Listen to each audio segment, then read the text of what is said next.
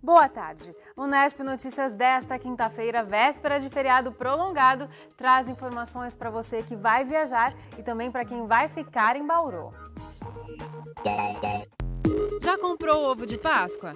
Os preços podem variar até 138%. Aos 100 anos, Praça Rui Barbosa resiste ao vandalismo e precisa de reformas.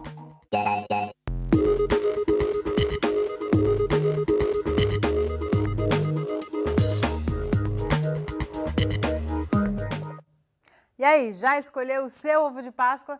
Nessa época, quase ninguém abre mão de um chocolate. Mas olha, é bom ficar atento. Os preços variam muito de um supermercado para o outro. Nos dias que antecedem a Páscoa, o setor de ovos de chocolate é o de maior movimento nos supermercados. Todo mundo em busca de uma opção que caiba no bolso. Nessas horas, pesquisar ainda é a melhor forma de fazer uma boa compra. Muita variação de preço, coisa bem marcante, valores bem diferentes, no mesmo produto. E a diferença nos preços é mesmo grande. O Procon fez uma pesquisa em 9 estabelecimentos na cidade e constatou uma variação de até 138%. O mesmo ovo de 150 gramas com brinquedo foi encontrado por R$ 17,98 e por R$ 42,80, uma diferença de quase R$ 25. Bárbara vai presentear a mãe e escolheu o chocolate preferido dela. Mesmo assim, ficou de olho nos preços. A gente tem que dar uma olhada nos outros mercados, ver como que está a faixa de preço. O mesmo ovo aqui está pagando R$20 esse aqui, R$19,90, mas nos outros mercados só 30, 2, 30, alguma coisa. Mas os consumidores não devem ficar atentos só aos preços. Informações nutricionais e o prazo de validade também são importantes e precisam estar visíveis.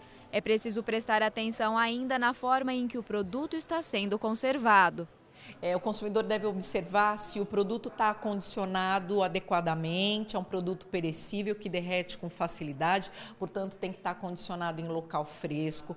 Nós recomendamos que a compra seja feita nos estabelecimentos formais, sejam evitados os comerciantes ambulantes, uma vez que eles não podem emitir nota fiscal, não podem garantir a qualidade daquele produto comercializado. Já quem vai levar para casa opções com brinquedos deve ter o cuidado redobrado. A orientação do Procon é checar se a embalagem tem o selo do Inmetro, que atesta a qualidade do produto, e a idade recomendada. Silvia veio em busca de uma opção para a neta de 3 anos. Ela estava atenta às recomendações. Às vezes é muito bonito ali, mas tem pecinhas que soltam, né? E esse é legal que já está para lá de fora. Já a Ione, que veio com o filho, tenta encaixar os desejos dele no orçamento da família. Eles gostam de brinquedo, né? Então você tem que olhar o preço e os brinquedos. Mas Wendel é flexível. E se não der para levar o ovo com brinquedo para casa? Aí eu... Vai outro. Vai outro. Não vai ficar chateado? Não. Tendo chocolate, né? O que importa, né? E nas estradas o movimento já começou. Os horários mais concorridos são amanhã pela manhã e na segunda-feira à tarde. O repórter Guilherme Tavares tem os detalhes. O motorista que decidiu viajar neste feriado precisa de atenção e muita paciência. Aqui ao meu lado está o Tenente Fernando Ferreira de Moraes. Ele tem mais informações para a gente sobre a operação da Polícia Militar Rodoviária. Tenente, o maior índice de acidentes acontece nesses horários, não é? Exatamente. Comparando com as operações do ano passado, em especial o Corpus Christi, que nós estamos colocando como base, dos 46 acidentes que ocorreram com vítima, a maior parte concentrou-se no movimento de ida e de volta, ou seja, no primeiro dia de operação na parte da tarde, no segundo dia de operação na parte da manhã e no movimento de volta, que é o último dia do feriado. Isso acontece por causa do movimento forte apenas? Também é um dos fatores. Além da grande quantidade de veículos na rodovia, também está aliada a falta de alguns cuidados por parte dos motoristas, em especial que eles cometem infrações de trânsito que acarretem risco. entre elas a ultrapassagem no local proibido, a ingestão de bebida alcoólica, o excesso de velocidade, entre outras infrações de trânsito. Obrigado pelas informações. Então, o pessoal deve tomar cuidado, evitar esse tipo de comportamento imprudente durante a viagem. Lembrando que nessa operação a Polícia Militar Rodoviária conta com 700 viaturas e 350 etilômetros para fiscalizar as rodovias de todo o estado. Guilherme Tavares para o Unesp Notícias. No próximo bloco a gente continua a falar sobre o feriadão. Movimento intenso na rodoviária neste feriado prolongado. Pelo menos 15 mil pessoas devem passar por aqui até segunda-feira. É daqui a pouco no Unesp Notícias.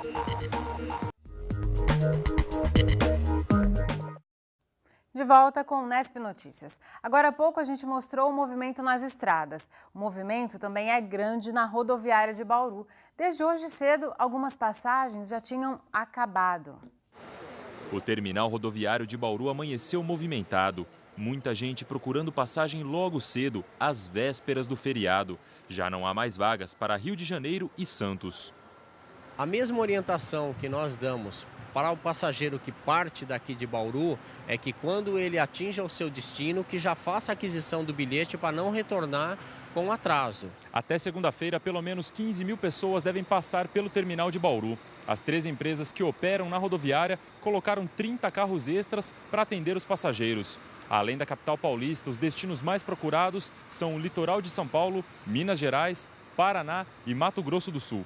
Com tanto movimento, é preciso ficar de olho na bagagem e nunca sair de perto das malas. As passagens têm que ser preenchidas antes de entrar no ônibus. E os documentos pessoais são obrigatórios, mesmo que seja o do filho pequeno. Quando for bebê, quando for criança menor, tem que ter esse documento, tem que portar a documentação, mesmo que a criança esteja acompanhado do pai ou da mãe. E quando a viagem é mais longa, a mãe tem estratégia para fazer a criança aguentar as longas horas de estrada. O bom é que ela dorme, né? Ela vai a viagem inteira dormindo. Para quem vai ficar por Bauru mesmo, fique atento ao que abre e ao que fecha na cidade. Atendimentos médicos de urgência e emergência serão realizados nos pronto-socorro central e infantil, além das UPAs Bela Vista, Ipiranga, Meridota e Geisel. O SAMU também vai operar 24 horas por dia. Problemas de água e esgoto devem ser comunicados ao DAI, que manterá plantão pelo telefone 0800 7710 195, que recebe ligações apenas de telefone fixo. Ligações de celular devem ser feitas para 3235 6140. As feiras livres vão funcionar normalmente na sexta, sábado e domingo. Na segunda-feira, o serviço será suspenso, porque é o dia do descanso semanal da categoria. Atenção para os ecopontos. Na sexta-feira ficam fechados, no sábado funcionam normalmente, no domingo fechados e na segunda funcionam normalmente. A coleta de lixo comum não será feita na sexta e no sábado, mas já volta ao normal na segunda-feira, dia de Tiradentes.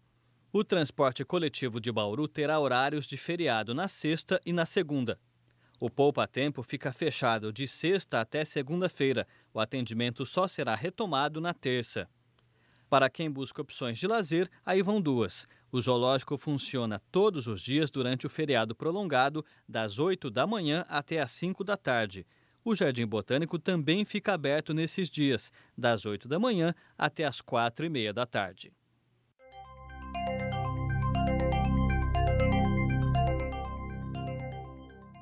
Hora de saber como fica o tempo. A boa notícia é que o feriado deve começar com o sol. As informações são do IPMET e do CPTEC. Chove em pontos isolados do estado, como na cidade de São Carlos. Nas demais regiões, o tempo segue estável. Essa tendência se mantém nesta Sexta-feira Santa. Em Bauru, não deve chover hoje nem amanhã. Agora, a umidade do ar é de 65%. Os ventos sopram fracos, a 2 km por hora. Nesta quinta, a temperatura variou entre 18 e 29 graus. Amanhã, a mínima prevista é de 19 e a máxima de 31.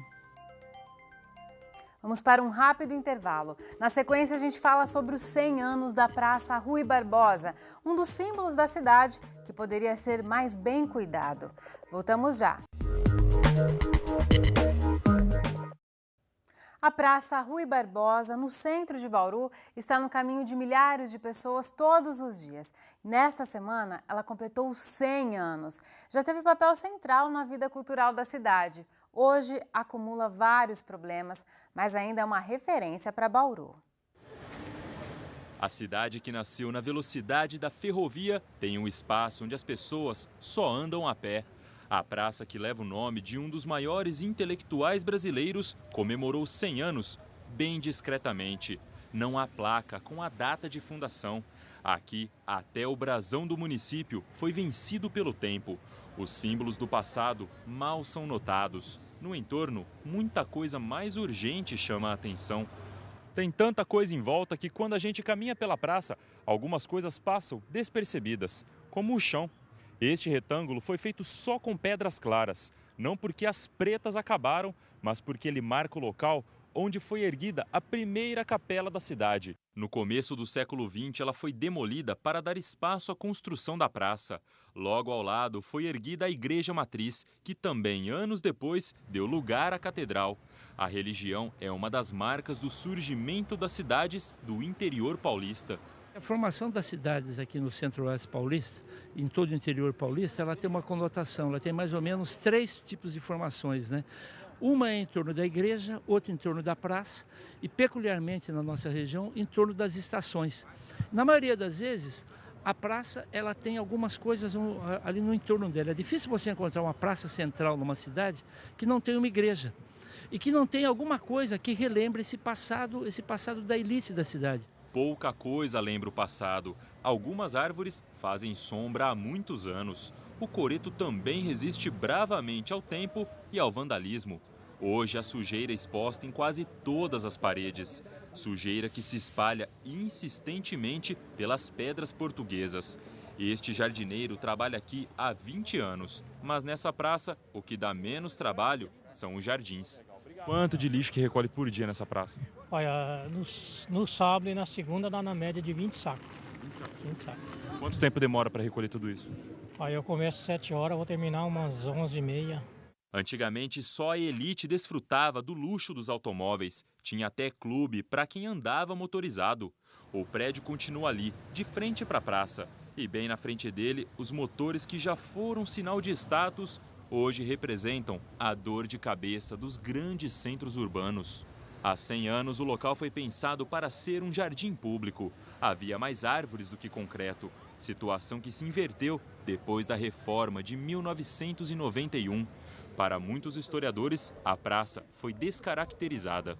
Ela era uma cara completamente diferente. Você vê isso preservado em várias cidades e isso é muito bonito, que é aquela cara cheia de árvores, com uma área até com lago, com animais, que nós tínhamos animais aqui dentro dela. A forma que eles utilizaram para justificar é que ele era uma praça difícil de se manter, porque era fácil de ocultar coisas, então, assim, de acontecimentos ilícitos e tal.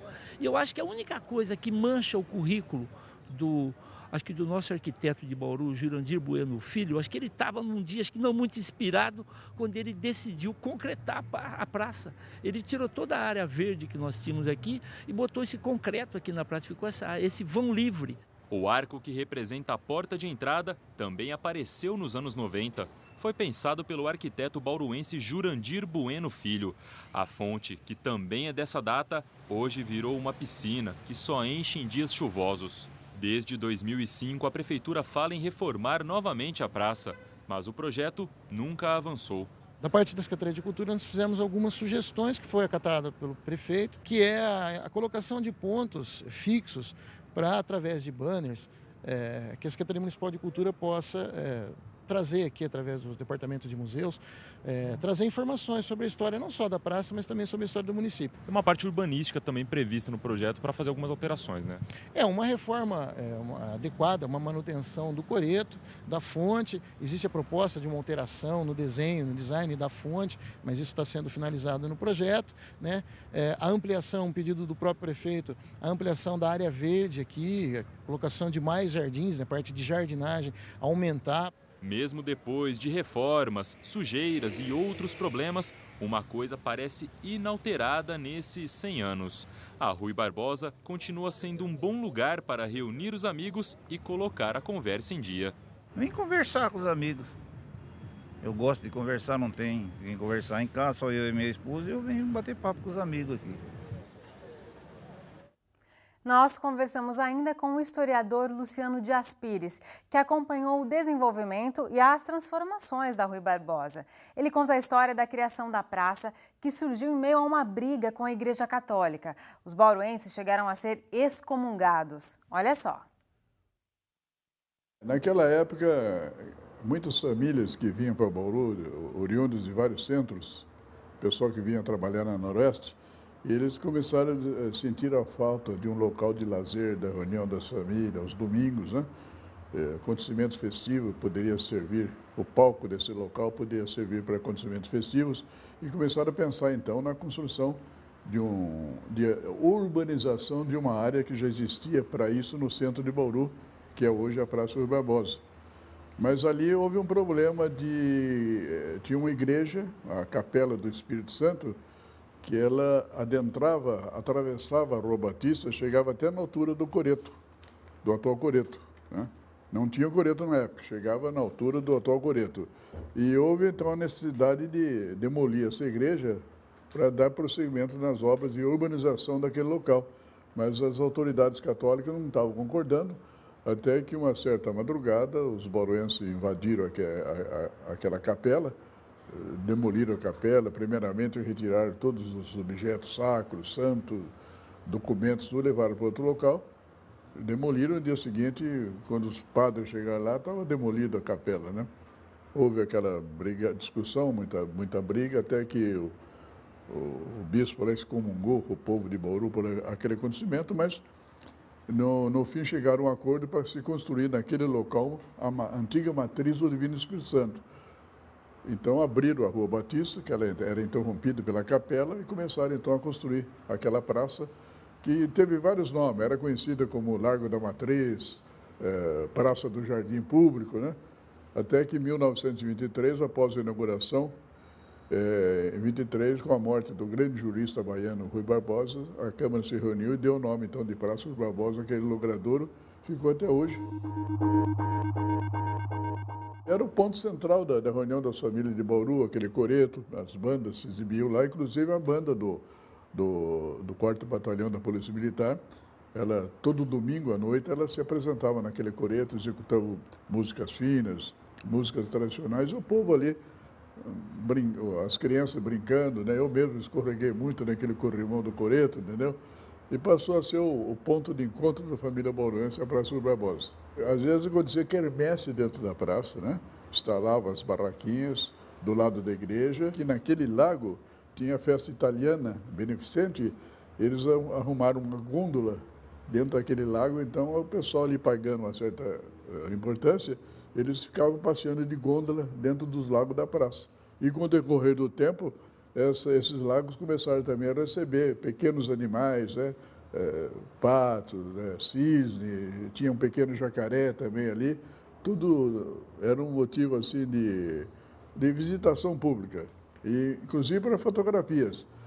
Os bauruenses, casais, crianças, né? Famílias, pegavam os pontos mais bonitos da praça, aquelas pontes imitando madeira, né? E ali tiravam suas fotografias para enviar para os parentes. Foi nos anos 80, né, a gestão do prefeito Antônio Iso Filho, que essa praça foi reformada. Até na época, alguém da prefeitura me procurou, dizendo que iam fazer uma remodelação total na praça, que ela ia perder aquele romantismo que ela tinha, entendeu? Aí eu reuni um grupo de bauruenses ligados assim, à história, passado de Bauru. Fomos falar com o arquiteto Jurandir Bueno Filho, que era o secretário de obras da prefeitura, e na época então ele falou que na Europa não era mais assim, que as praças eram limpas, trazendo informações da Europa.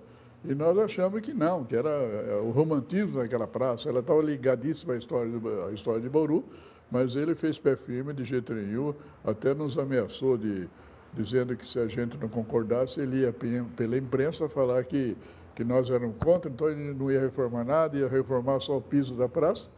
E em vista dessa declaração dele, ficamos quietos e houve aquela transformação total da praça, que hoje é repudiada pela totalidade do povo de Bauru, né? Tirou aquela beleza que ela tinha. Falei para ele, inclusive, na época, falei, ó, pelo menos aquele lago e aquela ponte do lado da Gustavo Marcel, deixa aquele lá, que é uma lembrança da inauguração, em 1914, né? De jeito nenhum, não conseguimos convencê-lo, nem o prefeito também, e transformou na praça, que hoje é um local assim de pouca frequência da família, mais comércio lá em volta. E uma certa hora da noite aqui você não pode transitar por lá, que é tomado por pessoas aí que praticam furtos, né, roubos, e é difícil, né, a gente caminhar por ela num período noturno. Antes de encerrarmos, um convite. Participe da nossa enquete. Nós queremos saber se você acredita que o Noroeste tem condições de se reerguer depois do rebaixamento para a última divisão do Campeonato Paulista. É possível votar pelo site ou pelo aplicativo interativo na TV digital, para quem nos assiste aí pelo canal 46.1. A gente conta com a sua opinião. É isso por hoje. Reveja as reportagens desta edição no nosso site. Uma ótima Páscoa para você e um bom feriado. O Nesp Notícias volta amanhã às 5h30 da tarde, ao vivo, com Lélio Ramos. Tchau!